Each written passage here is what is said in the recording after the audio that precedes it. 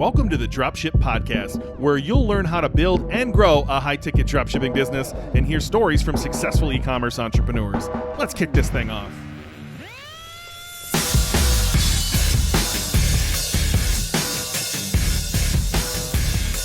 Hey, welcome to the Dropship Podcast. Back for another episode. No Ben this week, but I am joined by Lee. Lee is a high-ticket dropshipper. He's Australian, like me, so it's actually nice to record one of these in a reasonable hour of the day. He's a member of the Dropship Breakthru program, and Lee has popped up on our feed, one of our feeds recently, with a very interesting story to tell. And Ben and I both thought, well, that's very unique. I don't think I've heard that story before. So let's get Lee on the show and just get him to share this experience that he's been through. And I think it's certainly, I mean, I've been doing this for 10 years, Lee, and I don't think I've heard of anybody doing what you're doing now. I wouldn't say that it's never happened, but I've certainly never heard of it. So we'll get to that. You're starting off as a high-ticket dropshipper. How long ago did you get started with that? Started in the low-ticket space just before COVID hit. Did the whole Gimbal thing and did the whole what we were doing, stainless steel clothes pegs. We thought that was going to be the big thing, and it was good. Like, the Gimbal course was like, you got to try lots of different niches, and you might not get a sale for 6 to 8 weeks or something like that. And at the time, I was doing lots of different stuff for a charity that I was working for in Queensland here, and doing the web thing and the Facebook ads thing. And I thought, I could do this. Photographer by trade as well. So I thought the content's there.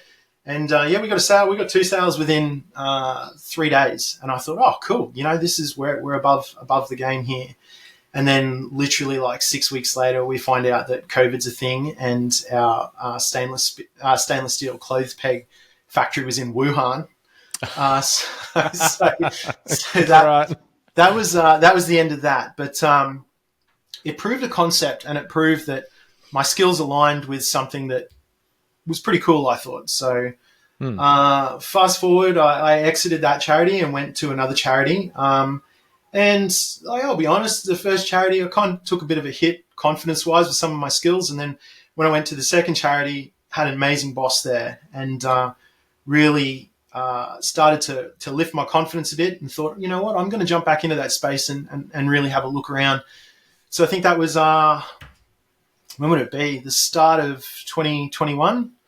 I started looking around at what else was out there to refamiliarize myself with the dropship space. And then your podcast, came across my feed, and I started playing the first episode, and an Australian voice came in, and I thought, oh, this is good.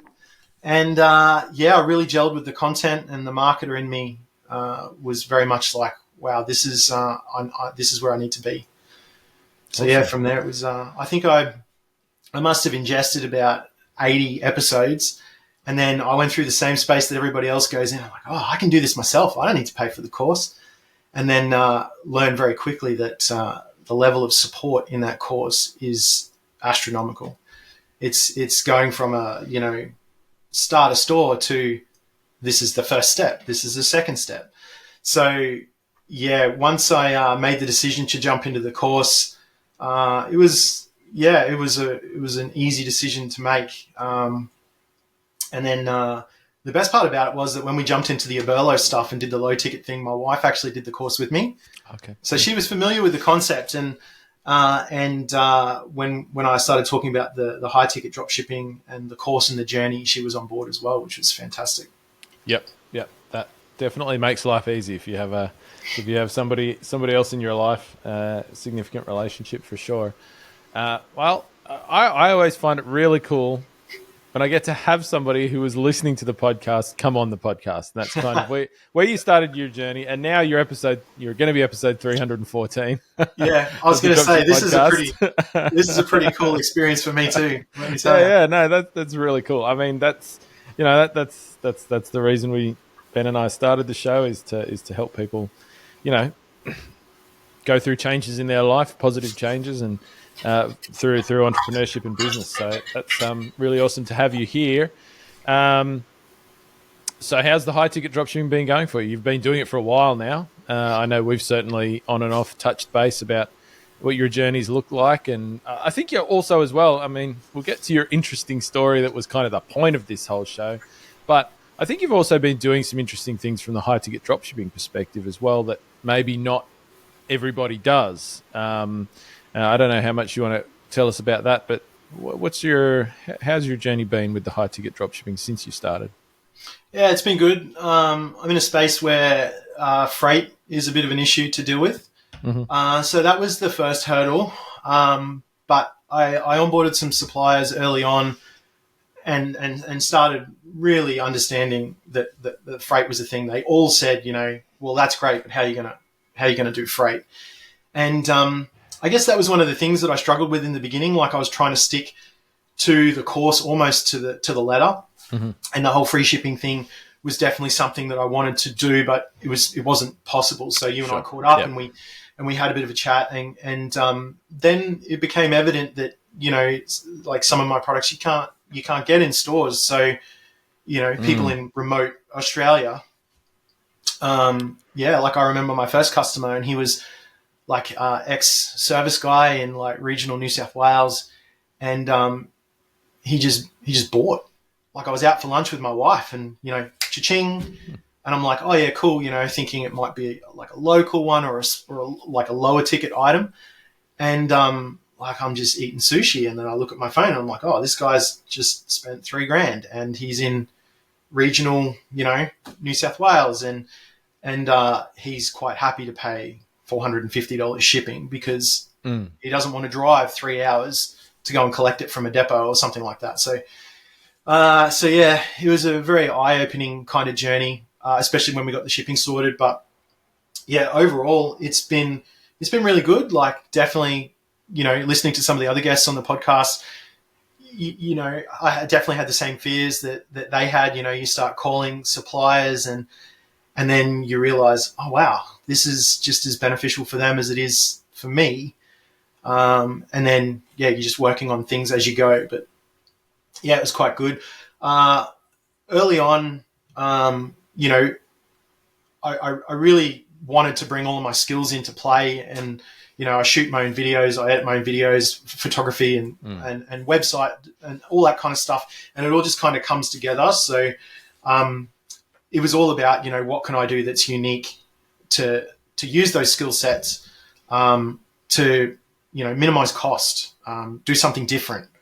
Whatever that was. So, early on it was about getting in front of the camera and trying to answer questions that bridge the gap, stop the phone from ringing almost, if you can answer questions and get your hands on products, film them and do all that kind of stuff, then, the phone's not going to ring, but you're also building trust. And, yep. And yeah, that was the aim early on. You're never as far along as you want to be, though. I look back at, I say that now and it sounds like I've been, creating content on YouTube for yonks, but that's not the case. I could always be doing more, that's for sure. Hey, if you've been thinking about starting your high-ticket dropshipping journey with us here at Dropship Breakthru, but you've got questions, you're unsure about what's inside the course, you're unsure if it's right for you, or you just love to hear from the experiences of our students, you can jump on a free call right now with a member of our team who is also a Dropship Breakthru student and successful high-ticket dropshipper to talk about all of those things. Just head to dropshipbreakthru.com/call and book your call today. Yeah, and so are you actually you're buying your own products, or are you just getting them on loan from your supplier? How are you actually? What does that actually look like for you? Yeah, that was unique. So yeah, that's kind of where the interesting story kicks off. I rang a supplier that I was really keen to get on board, and I really loved the product. And I called her, and she said, "Nah, sorry, we don't deal with people like you." And I never forget this part. I love that. Sorry, people like you. Yeah, because dropshipping has got such a bad name. Someone comes in and ruins it for everybody. And I hit her with your line from the course, and it started everything. That point was the point where the trajectory completely changed. And now, like when I'm sitting here talking to you, it's like, wow, that's the point that it all changed. And she said, "Oh, look, sorry, we don't deal with drop shippers." And I said, like you said in the course, "Do you mind if I ask you why? Why is that?" Instead of just accepting it, I wanted more info. And she went into detail and she said, "Oh, look, we've had lots of problems in the past with drop shippers not offering customer service, not being willing to be there for the customer, And I just said, well, that's not me. I just said, like, I can't understand how a person could offer this product without knowing the product, without learning the product, without being willing to take on the customer service. And then that's when the conversation got going. And then that conversation turned into whereabouts are you? Oh, well, I actually need someone in that area to do demos because obviously, we're selling high ticket items. And when a customer reaches out, it's like some of them need to see the product to get it over the line. Some of them, need to try the product. So then that turned into all right, let's go. I'm on board. I'm going to do this. And she was like, all right, let's meet and you can take the product and try it out for yourself. And then from there, I was absolutely sold. So then it became all right, what happens when someone calls and they need to try one of these products? So I need a demo stock. So yeah, when I went down to meet her in person and try the product, we got talking and she said, is this your full-time thing? And I said, no, it's not. But hopefully maybe one day. It's like, what are you doing now? And I said, I'm a content creator. I do video and photo. I had a freelance business on the side as well. And that was it. 2 weeks later, she calls me up and says, I need some video work done. Like, can you do that? And can we ensure that there's no blurry lines here and that, everything you shoot for me is for my business? I'm like, yeah, this is great. This is fantastic. She's like, cool, send over a quote. So I said, free of charge, but I'd like demo stock in return. Can we do that? And she's like, yep, let's do it. So over a period of like maybe 18 months, no, it wouldn't be 18 months. It'd be about the 12-month mark. I would have, maybe obtained 6 or 7. And she was amazing. Like she was like, oh, these are my high selling products, So I knew the ones that I needed to target in order to get the most bang for buck. So that relationship kicked on and it got to a point where 95% of the time that I would do a demo in person, I would sell the product and I would upsell and all that kind of stuff in person. So that worked out really well. And it was kicking along nicely. Then earlier this year, we started talking about, working on other things together. Maybe starting another sideline business and conversation turned to, well, how are you going to have time to do this with your day job? So, I was crunching figures to see what kind of numbers I'd need to make in order to exit my day job and make it a full-time thing. And I remember I was on my way into the city here in Brisbane for a photo shoot for my day job. And, I was running a bit early and I was listening to the episode, which I still think is one of the best ones to date, the $6,000, what do you call it? Like, how much do you need to make in order to exit your job? And I think in the podcast, it came down to like, you need to make $6,000 in sales. And that kind of worked out to be the same for me. And I'm like pulled over on the side of the road and I've got Google Sheets up and I'm working it out. And, the whole day I was at work and I was shooting, but I was thinking about that in the back of my mind. It's like, what can I do? What can I do? What can I do? And, it kind of stuck with me for a bit, but I had that number in mind and what I needed to make per year to exit that charity. Because in Australia, you get good tax incentives for working with charity. And, when you jump from charity to a private sector job again, there's a gap. So I kind of knew what that figure was and kind of, it was a goal in the distance. And then probably about 3 months ago now,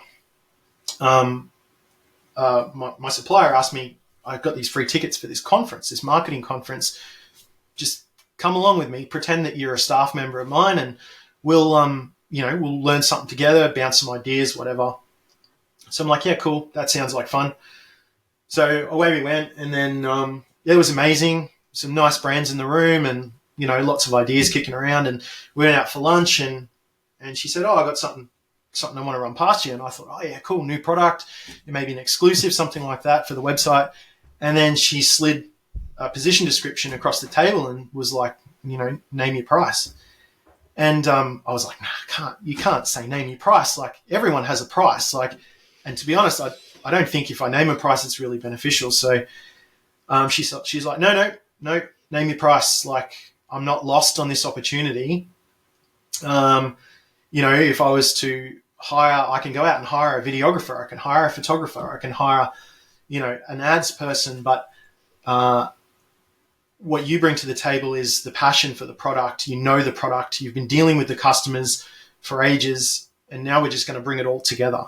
And she said, if you add up what it would cost me to do all those things, all of a sudden that number doesn't sound very, very like a big deal anymore. So yeah. That was an interesting conversation, and then pretty hard to get out of your head at that point.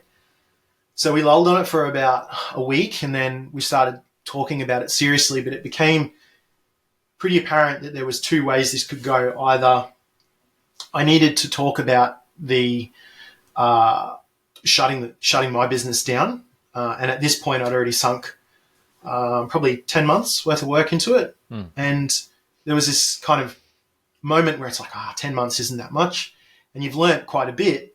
So I'm sure you could find something else and kick it off again. So there was that element of it. And then the other side of it was, well, what if we can make this work? Like, what can we do? And she's really approachable. So yeah, we started talking about that, and then we figured out that there was a sweet spot in the middle, where we could make a couple of adjustments on my end and not compete.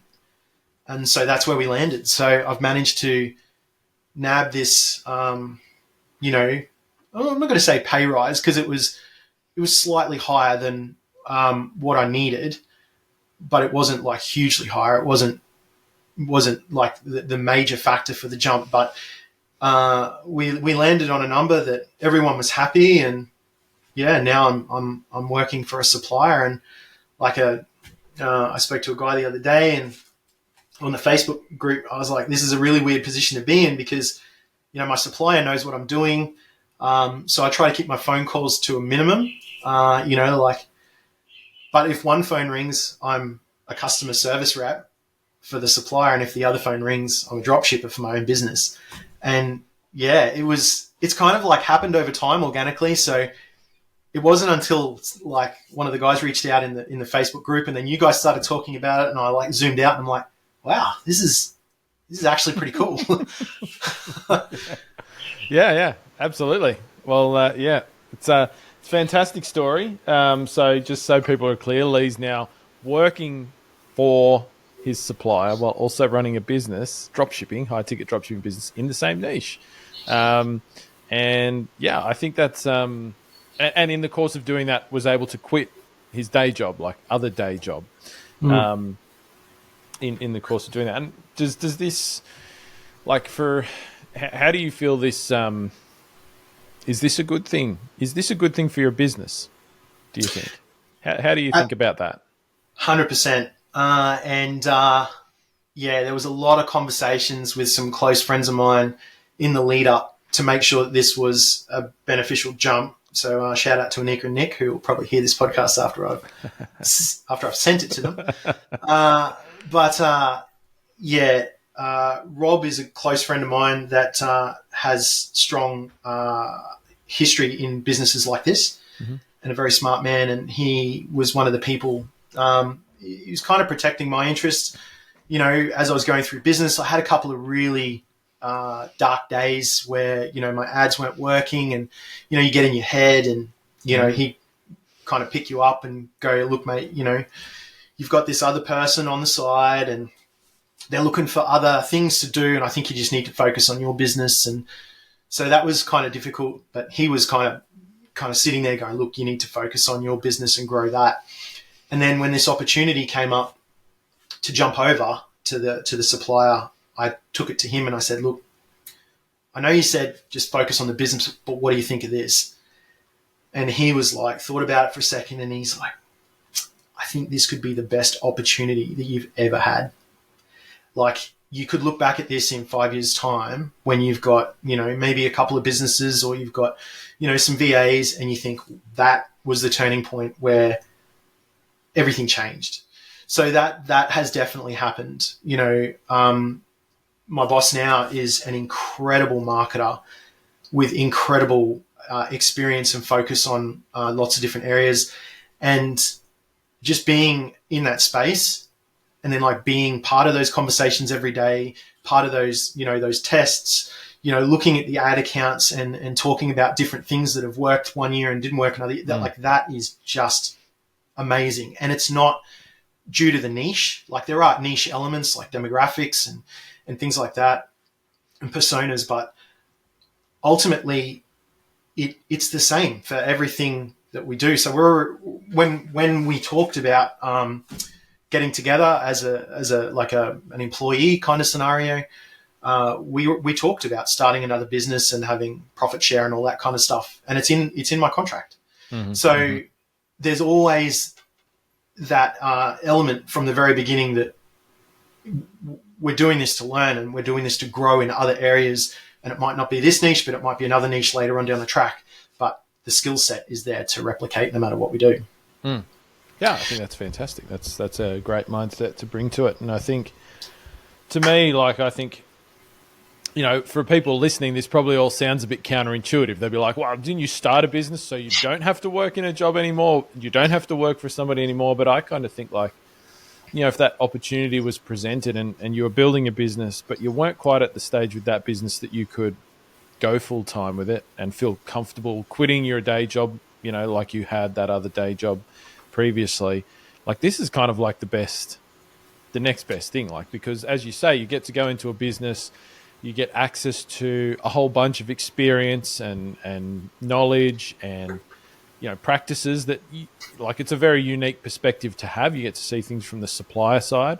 And yeah, absolutely. I mean, it's great for the niche you're in, but just from a general sense, there's a lot you can learn there just about, marketing, sales, e-commerce in general. And I think that's, wherever it leads to over time, I think that's still, while it may seem counterintuitive to people, I think that's actually a really cool thing to have the opportunity to do. And I think, had I had that opportunity, or were I in that situation, I would probably do the same thing. I think, for some people, they'd probably be like, I don't know if that's the right thing for me, but I think it's a really cool thing. And I don't think it's going to come up for many people in that sense, but I love the story because I think it's something that Ben and I always say is that like taking up entrepreneurship, building a business, yes, it's partly about the business, but it's really about like the life change that you go through in doing that. And sometimes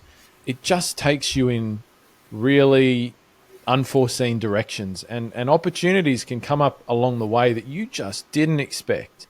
Like you didn't think in your wildest dreams that would happen. Like, I mean, if you had told me 10 years ago that, when I started my first dropshipping business, I'm going to be sitting here talking to Lee on episode 314 of a podcast about dropshipping and, have thousands of students around the world and have run a marketing agency for e-commerce businesses and done all of these things, I would say, I don't even want to do that. I don't like talking to people. I don't want to be on a podcast where I spend my whole day talking and blah, blah, blah, and all this sort of stuff. And yeah, but the opportunities arise different. And I've heard that from a lot of people. They were like, I started dropshipping, but then, I learnt some things in doing that. And I realized, there's actually a product over here I can get manufactured and go and sell. And now I'm in a direct-to-consumer business, or now I'm running some service-based business within that niche that I was in, and I'm not selling physical products anymore. And I think being open, like just putting yourself in the situation, putting yourself in that place in life where you can be open to those opportunities, I think that's really, for me, that's one of the greatest things about making the decision to start your own business. And I think your story is just a great example of that. Whether it happens to a single other person who does high ticket dropshipping ever again is irrelevant. It's kind of just I think it's such a great example that you've just got to be there. You've got to put yourself there, and you've got to have an open mind to opportunities because they come up. If you're in business, if you're just there, if you put yourself there and you stay there, you just don't quit, you stay there, like all sorts of things come across your path. Yeah. It really is amazing. And like to think that, like if I averaged it out, I always go from the first sale that I made. I haven't even done 12 months yet. Mm-hmm. So like my entire trajectory has changed in less than a 12-month period. So I always knew that, like I wanted to be in this space, and be making money, but it was never a full-time thing for me. And, I remember on our very first call where it was like the vetting call, like what do you actually want out of the course? Are we the right fit for you? That kind of thing. And I said to you, like, you said to me, what do you want to do? Like, how much do you want to make out of this? Did I? And I was like, you know what? I'd be happy to make 10K in a year. And you were like, look, I can't make any guarantees, but like 10K is pretty easy to make once you kick this thing off. And I was like, well, all right, let's see where this goes. And it was.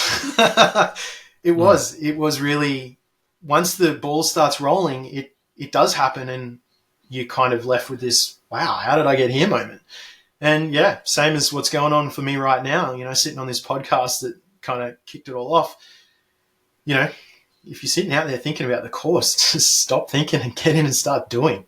It's, you don't learn anything until you start doing it, and making mistakes and looking at things from a different perspective. It's really, I can't even explain to people what you get once you start doing.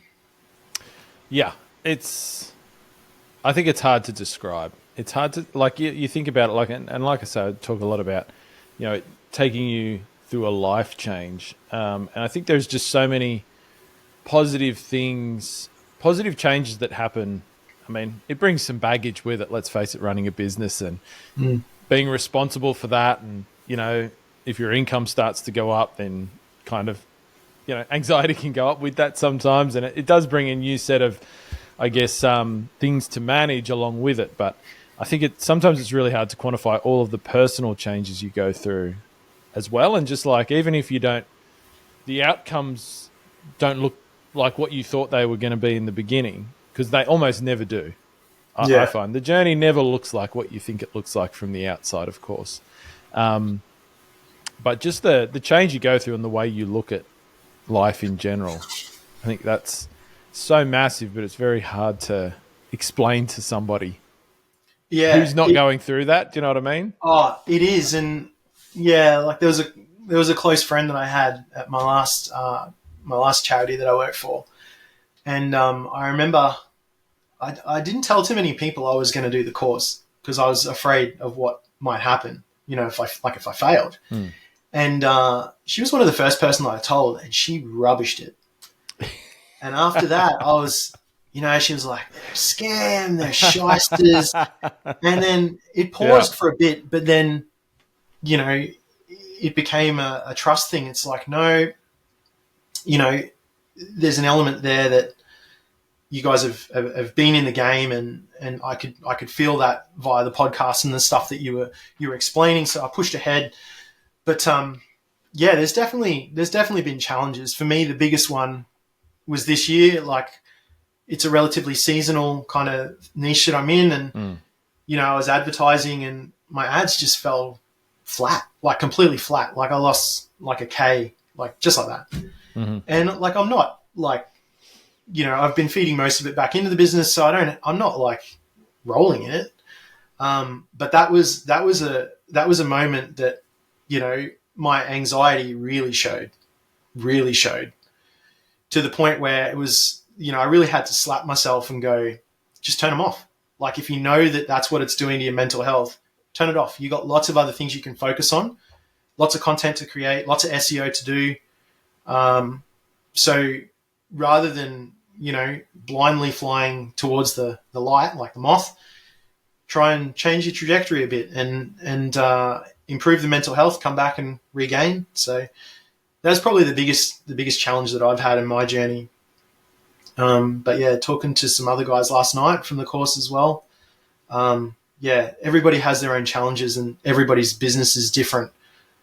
So I think it's important to, surround yourself with people, especially those in the course, in the Facebook group, that, if nothing else, even if you don't participate in the conversations, it's understanding that everybody's dealing with the same thing, even though at the time you might feel like you're the only one.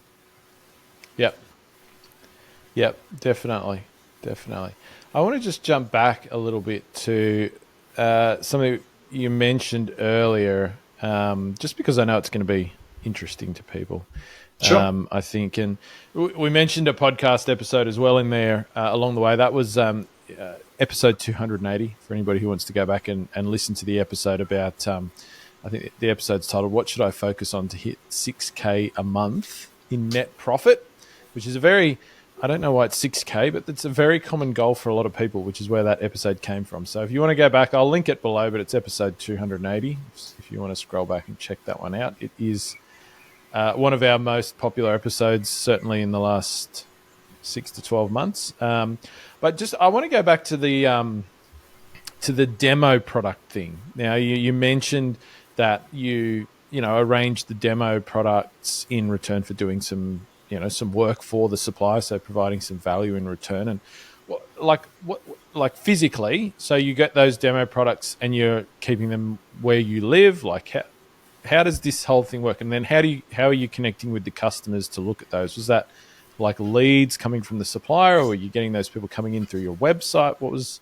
How does that old piece look? Because I think not everybody, obviously, who's listening is going to have the ability to go and do videography work for their supplier in return for demo products. But I don't think that's the point, because I think this is something that a lot of people could do out there who are running a high ticket dropshipping business. One of the things that a lot of people say is, they want to do some photography or they want to do some content around products, but they're like, but I don't have the products. And so just kind of like how that, like, what's the actual nuts and bolts there? If you could share a little bit about that. I think that'd absolutely. be helpful. So there's a couple of ways for people that are looking to do that. There's a couple of ways they can approach it. So in this particular occasion that we were talking about before, so I physically take ownership of the products, so they become mine. Mm-hmm. I use them all the time. And then when a customer comes from the supplier, there's like there's a section there where they can reach out to retailers around Australia, and I'm listed there as a retailer. Okay. Yep. They'll reach out and they'll usually know exactly what they want. Mm-hmm. And they'll call me up and go, "Hey, we want to see this." And I'll go, "Right, cool. What are you doing Saturday morning?" And then we'll catch up. And the other one is through my own website. So there's lead forms and stuff on there for those specific products.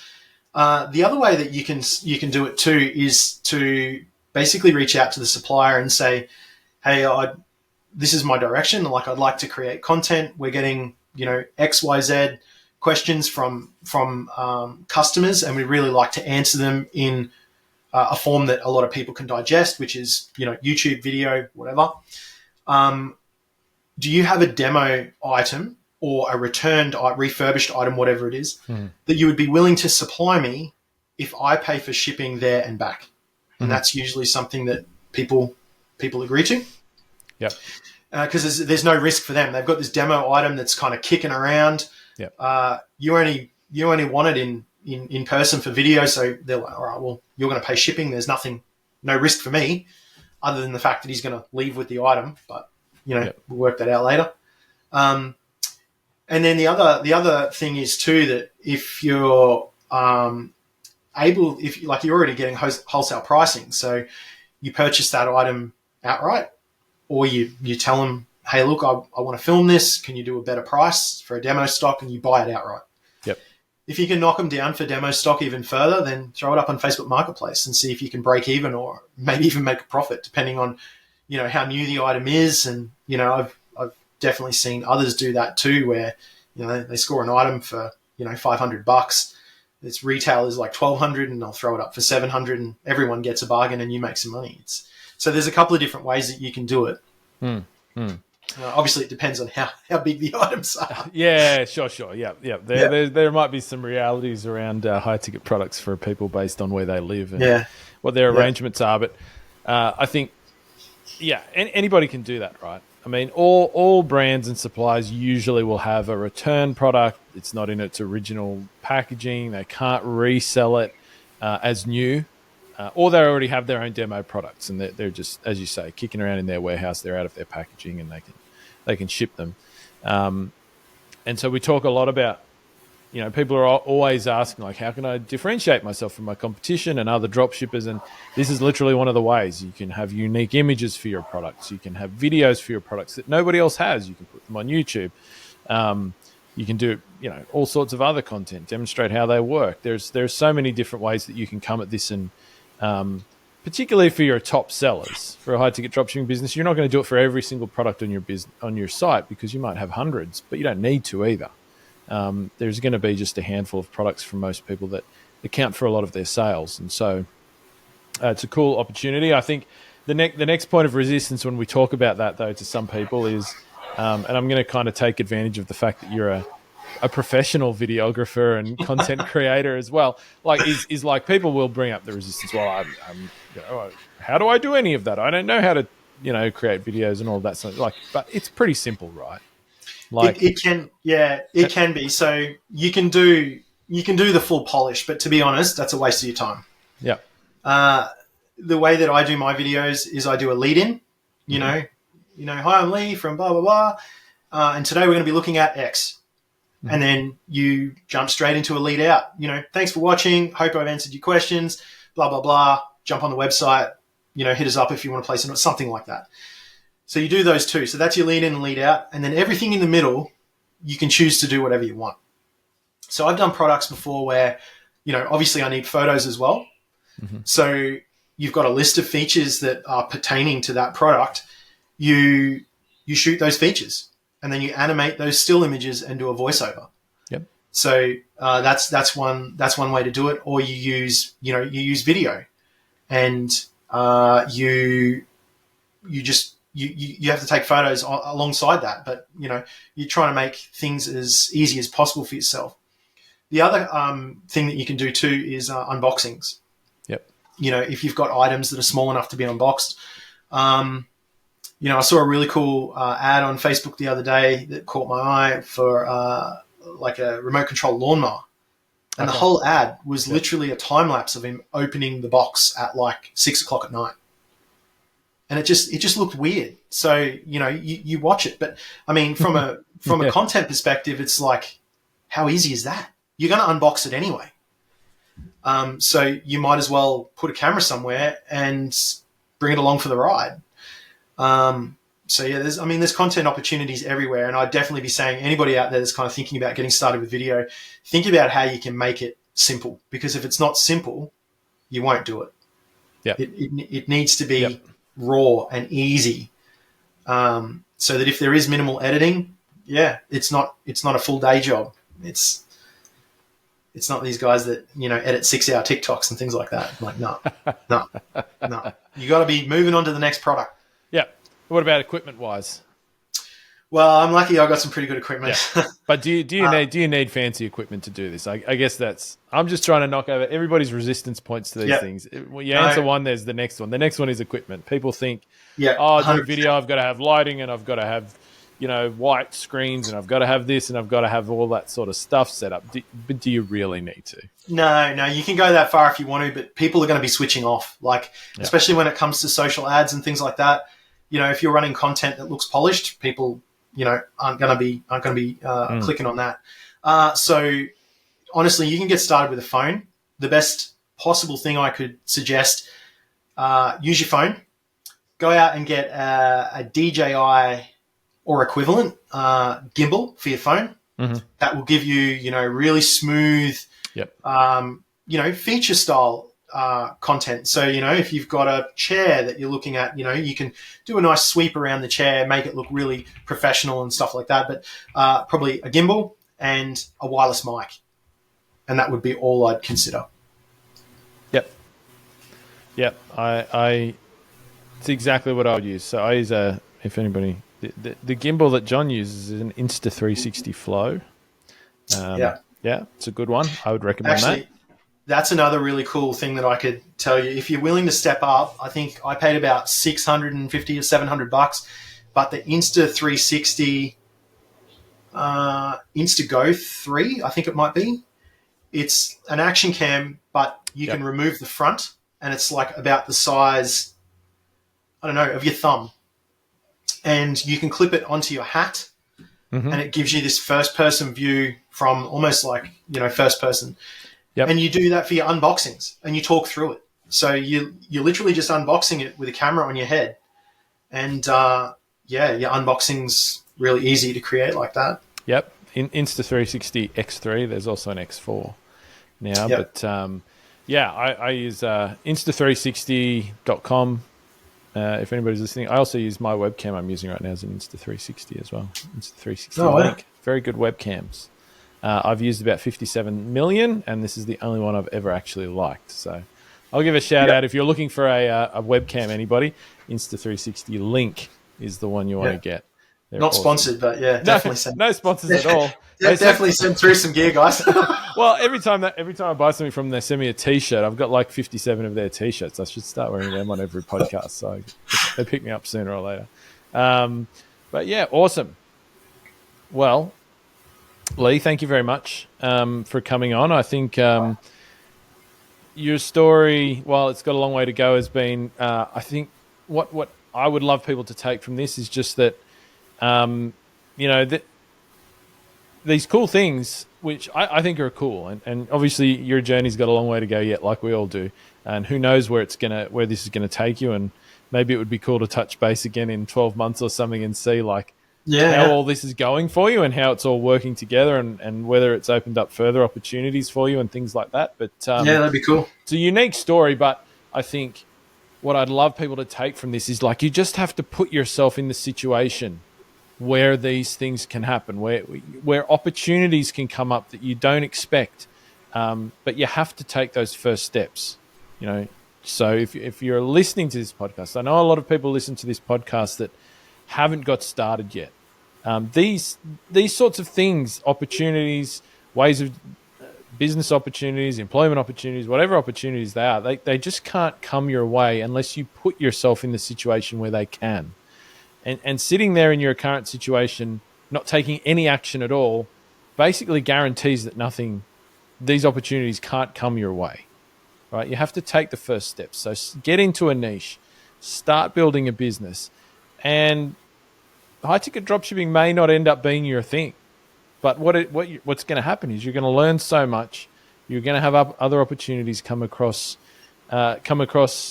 your desk, and you'll have the opportunity to take advantage of those if you want to. But you've got to start. You've got to start like Lee started somewhere. Thank you very much, Lee. I've enjoyed hearing about this for sure. So unexpected. Very welcome. Super happy to be here. Awesome. Thanks for listening to the Dropship Podcast. You can find all the show notes for this episode at dropshippodcast.com.